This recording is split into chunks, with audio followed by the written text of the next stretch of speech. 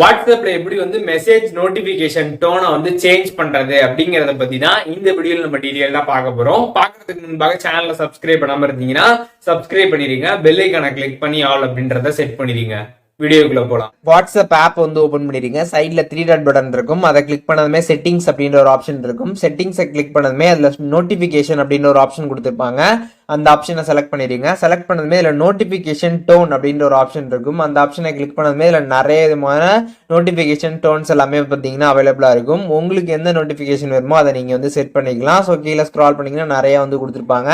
எது வேணுமோ ஜஸ்ட் நீங்க அதை கிளிக் பண்ணதுமே பாத்தீங்கன்னா ஆட்டோமேட்டிக்கா பாத்தீங்கன்னா அந்த நோட்டிபிகேஷன் பாத்தீங்கன்னா உங்களோட வாட்ஸ்அப்ல மெசேஜ் நோட்டிபிகேஷனா பாத்தீங்கன்னா செட் ஆயிடும். இப்ப பாத்துருப்பீங்க வாட்ஸ்அப்ல எப்படி வந்து மெசேஜ் நோட்டிபிகேஷன் டோனை வந்து சேஞ்ச் பண்றது அப்படின்னு சொல்லிட்டு. இந்த வீடியோ யூஸ்ஃபுல்லா இருந்துச்சுன்னா லைக் பண்ணிருங்க, உங்களோட நண்பர்கள் எல்லாருக்கும் ஷேர் பண்ணுங்க.